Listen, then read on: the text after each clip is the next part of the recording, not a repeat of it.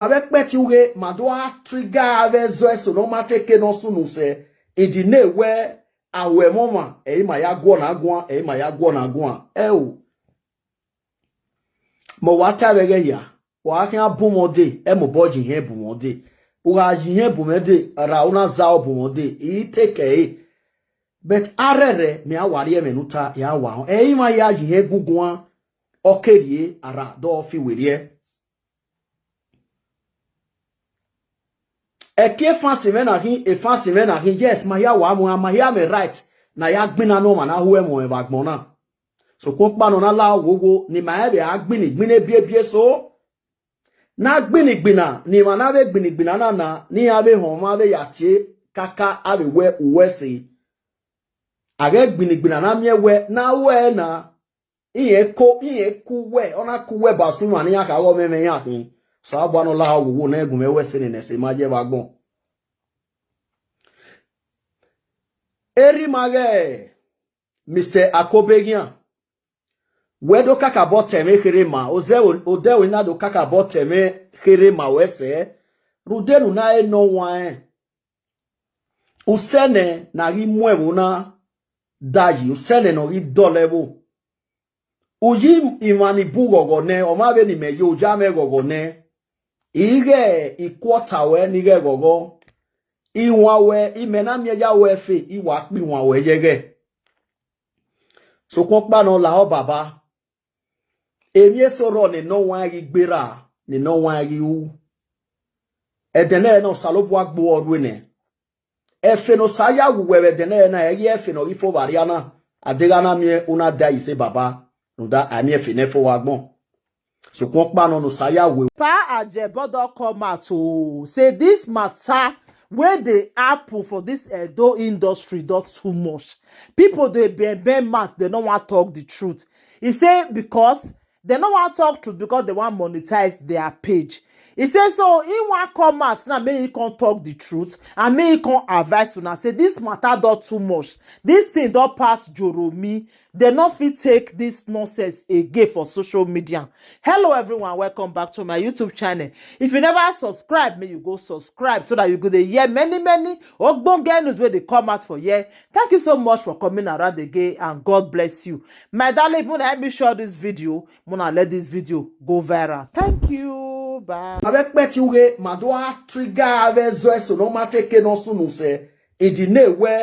awe mama e ma ya gwo na gwo e ma ya gwo na gwo o mo wata wege ya wa kan abumode e mo boji he bumode o ga yin bumede ra una za bumode I take e but arere mi awari e menuta ya wa e ma ya yin gugun okerie ara do fi werie eke fancy men ahin e fancy men ahin yes ma ya wa mu ma ya me right na ya gbina no ma na hu e mo e bagbon na so ko pa no na la wowo ni ma e be agbini gbine bie so na gbini gbina ni ma na be gbini gbina na ni ave hon ma be yatie kaka ave we uwese age gbini gbina na miewe na we na iye ku we ona ku we ba sunu ani aka wo meme ya kin so agba no la wowo na egun mewe se ni se ma je bagbon eri mage Mr. Akobe gian wedo kaka boteme khirema ode we na do kaka boteme khirema wese rudenu na eno wan usene na ri mwewu na dayi usene no ri dolevo uyi imani bugogo ne o ma be ni meje o ja me gogo ne ige ikwota we ni ge gogo iwa we imena mieja we fe iwa pi wa we yege so ko pa no la o baba emi soro ni no wan ri gbera ni no wan ri u edene no salobu agbo oru ne efe no saya wuwe edene na eri efe no ifo variana adega na mi una da ise baba no da ami efe ne fo wagbon so ko pa no saya wewe all le wese du fo umi ya oji moto umi se aji moto ya kukame we ni ya fefefe no da we worion nula owo baba emenu nuna no ladia wonu mana Vene no one, vene woka wa beriku, e no one or the wa beriku. Vene no owoka wa beriku, no one wa beriku. Owo fita no ma eta wagbon, o ewe ohun igbina omu e. E ma ta nikin baba. Enyo pa no we keke ni ma ya e wagbon na we o deko de ni ma ya lane, o ma keke ni ma mo de ni ri aruda, ima ye devi eke, o keke na create a chance. Ni ma neve mo opportunity ni ami ke na be la deni. Ruda oru okpa la fevevo, use agbon ya yeje. We must try to continue giving chance and opportunity to each other to meet up at least so that ni gbovona no make na see yo very yo esi yo agbona mena do me we no fe oyebe agbovo yogwe agbona mostly ewe bona mena me we no fe ogbovo yogwe no ma ifewo vai we no go dafen eto wa yo wuwu la ho wo baba la ho zeva dazenuhin ire mani do riri abenue ire mani do tegenu yari abe o enu tawu mata se o imare video eme no kian wo tona baba e won re zewo dionu kun zewo po manu kun roda egene kian ipegbe egbo we to buwe ivie ogasu obo zewo nyimenu enyi zevi dolewo nu kun we to buwe we mudi ayo dawe oba to boene o dawe oba erima ukmono gwedo ya ikare do ya Unyime wo se bani. Ihe negbe wo se bani. Agado amiegbe ekive nyana ve niwe. Venuna live video presenter o mari magu ve gun avec petu go so gun avec petu ge. So kon pa no o mewe no ije. Ima buno wemewe adaze no enegbe. Ima wa buno wemewe utagbon na ya do se gbe me wemewe. Egbo we no gimena no ma we me. Be me wemu we rudunyi me we runde e music we runde benu ya kwikware uga zedo in fact iga amego ya tejanwe I'll be very very glad and happy emena ya baba oru obo oge na aro wana huwa na doka we aona enu ma no we moma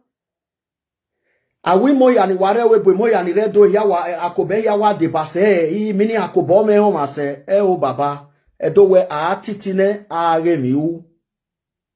rodunu la o de ne tok pa bagmo roda edemede venu aje we mi se we kana amegian venu we ye usena na we ye me gian baba veni meje uga ige gbabu ni me na hia veni ta ba we osalobo agbo oru ene Age kiodewa na do miewe abedoa ekenoma keno zanlari ozanve doa leva ni be ire udenoma keki o memie so no sunu umwe weda uladia wa ono na okeni gwa okeni wewe nya na okeni agbina ta betu so aba be no ma keke na o ai gogo ye gbeni na be ni oma baba we ni ta ban imare do ka we menuta o ni do mie mi nu o la ho wo Ladian egeri pegbe la ho ladian egeri pegbe bo we salutation is not love ma ene we ebo we mewe ma be ege ebo we me star ma ege ebo we me destiny ma ege ebo we me 24 bit ma ege ebo we me JJ Barry so pa no squadron I can have you seen squadron have you seen squadron have you seen agbelegbo ebe no baje ebe no baje Awawa Baba laho ladian Hamedonirowa Hamedonirisi we wavesta wamen wa boy wa gui wa megbezo Esther otemenekele no omimeno iyo money abie no we sending no be Esther na we na calculate age we na gwana if I'm not making mistake I believe Esther lady Esther Edokpa she's not up to 40 if I'm also not making mistake I believe our senior brother Pa Akobe might be close to 50 something. Pa Akobe who 50, 51 is more than. So, uma se no biesta here, you know. So, oge noari palo we baba noari okwe no adan ho we awu wo me fancy se, mo me fancy se, nok ba me fancy se, baba ukpolo so ni gbene. Ladian are off this fire for once. Because earlier the better. urere dere na yo eme no eye zolo de utoto eya idoyolele dan we tuta onu enu ma no we me we wagbon baba emiamia we amio ma na megian orun opa seti we no je wo ya wagbon no we wa fi wo ma se o agami opa no ye do ka we o ma so eni di dede ro baba ladian oko ivie do no go me wahia wa we so ji wa ami no we me ke no ma we me o mi me gesta ge dokpaji e no wita no fi nu gun me ba imaso eni ebe yen gugun ama wo e me gbezo mi me no o teme ne kere no iteme wala wo wage irovie star dame wa muyoto ovie dove ni je no ovie me no ovi me no egbe me no e fansi me ni rota gbona ya wala o wa hewewo ma vesta gui baba ura tona o marie mo na miesta biku una gbera ewe arun paga ya sangbo o ebowe salutation is not love o e ti tono na o miesta ba ko gbera o e ti tono na o miesta ba ko esta ato ohun eni o so kwa pa no emi odiona okeke no we dan we tuta na we dan me ho we ave mi ma no we mesta no we fi no gi we ave mi ma ni we mu we ni fi no gesta o ma keke be rio o me na ri polo se uga e live video presenter ba wa wo give na ati ebo ne gbo afian ma ero ni we ne ogi ma so we na ona agumegun eguegun but we no na ya sunu na o ma keke no tuta no adan me ho baba no je we ruda evi no make na ho ni bun esodo ala di oye mata mata owe na teme ma wa gbon no mamiamia ni bun o mo body ewuku so rudene na ya baba o keke nu na we mi odion nu ladian eri wa teme no kan me we se baba la ho because ma ya hio ma we me we ma gogo nu mahoni mabi ajebe nu jebe no ma we gbirame no ro no gwewe mahoni mabi sewe we no ma we gbirame no ro no gwewe so mama gwale gbawe igbono na upu we ni mari gwalo ma bere nu yari yobo ni moneme yobo ruda osabwa baba come out quench it once that you don't have any problem with Esther she's your younger sister, she's your daughter. Wala o ivie do wage irovi of me no ma gui gele wa gui aga wena gele gwalo na gwana na Esther mat oma amamie ke no na tana wa Akobe iseka ogun ogbu o amale mie ke no wene eri mara Akobe na wita Esther ogun ogbu o but awa we awi mo gugun awi tana we mo tage osi ame no gbado na but oma be ni meje oma na mo bo gui megun oma so ni me mo bo ke gun me gbo manu ka we mo wa fitan gina do ni aya gbina oga isweni mene na ewi mo gugun bet edene na be na gbon iha imani bun ebe mi aya owe eri mani bun aya owe imani tieye mi iya owe ne woke emenu weta wa ge sta gugun next beta wa ge wo wika ugmeba na mi we wo money masweni egbe we masweni ya gwegun o money ma sweni we ya gwegun baba upo we no u dere na yo no bana akedo mie odo bia ba bioko odo ya hazole no make no zolore odo hie ni imo ina mu egi egbegi bae adede na hwe egbo eme ni metana wa besta ga yewe imonori ko ya mu egi ari yo riwo wa kan ri we ba ni he imo nori ko ya ri mu egi ari yo ne riwo wa kan ri we ba ni he imo ni ri nyamu egbe ne wo wa kan ri we ba ni he so la ho baba do woni ni ma do na ho adewuma be ho o mairo no we ina le manare ina we do kan me otima ge Madam Esther no vie dokpaji le ni gwe e pa ko be gwen re do go egun ima were mana ido ka wuri abe evenuta ruda ima o su ni o marokpa so kon pa no la wo mo a be titi ne bevo a ze si fa gbo a re ni lewu ude na ni die no na e meto mi a we di ne gbime orun opa wa gbon na ese bo ya gbon egwa le mi no ma igbovo vueya kemi nu we una ke nu we ma nu we wa ya so atiti na agbon ga rere ya we do ate ya ju egbe Madam Esther o ma deserve o ma need ara titi ne amosto amotako amosto amopopo amos to amo logo ma uga live video presenter no wa mo bola dia we di meje na na me we osunu no wa go give away we tin ala dia de do onu tie bo vitie we gbo ma no to we we ni meje na ya ga fi no gume ugbe so we ko me ya wa mi bo gume we tag ya we gbe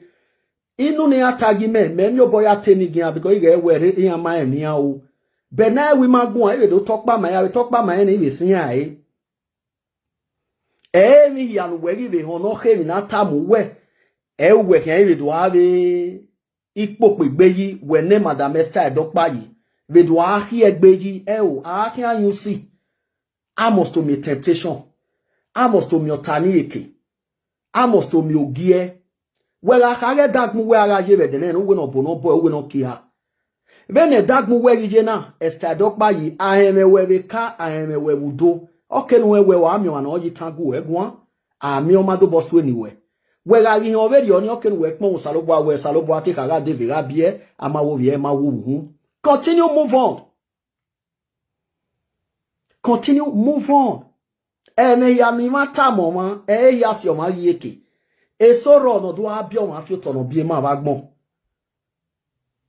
mostly ana we bege na tamo na bege kineme na ke de soro ave ge wu yo magbe ave ja wie ruda no keke no ni ma aje kina me na gbe ma ni ma aje kino vena ka ma na se kina me na gbe ma o aje ni re bagbon je kina me na gbo o ven ke yakawe owe no ni sara mi no gbe so ere ga se no ho e mo bo mi awagbon Ugi la ho wo omo Esther no ame busy egbe emi ya fefefe no di ma ya ori osalobo aga we ni ma I model na osalobo orietin we imona la webo umani de problem ni money do kakabo ahon we emi mona viola webo ari le gbije me ba ati ebo ni je me ba o because people body dey hot ikata bena we emi monetization ore na era monetize ye monetize ya jina the area what with social media yan so yan lost the respect yan lost the control e so wo unero no la yan ma area yan ma engineer. So I believe you will not be so that proud happy seeing your name in that manner and they no sooner ona so no wa e hot when or the era okay live video presenter ave ni meje na Ajebo no we ti be rudu onu Ajebo ni se ka me we regbe but e no sooner ona retro When waya and now when waya now this man has been like a father to you. He's like a senior brother. When so bizu regbe I me baba ko egungun he had a great opportunity ne edowe he had a great gbe yan o we okay when I do feel we da favor na kinari na ahia me ekone no pa han buja ne o enidiro igo ni ga bu wa gbe waya wi yo bo ni wi ogwe we do na ya gbele gbo na ya detox or na ya Ajebo gwalo tegbe after all everybody will die mostly a case na on amade wa masweni egbe enidiro otemege destiny on your warrior star otemege destiny no we bagwa la owo emeni ve tana to bo we ti ho na yo wa la ho aseti gboko bagmon ari yo wa re do ta general there's no problem please continue sharing this video. I set it boko wagmon. I yo wari dota. La ho wo. Emi so ave deve no na ya sununa. Although we rimage Akobe a misunderstanding yewe ro. Ami no salobo aseti o wagmon. O salobo awu wa yewe kugbe wa kugbe. O salobo awu wa yewe kugbe soja go soja kon. Where ye ra na Akobe ri enu we. Aga mi egba tu egbe, ama mi egbe ave gbera egbe. Salutation is not love.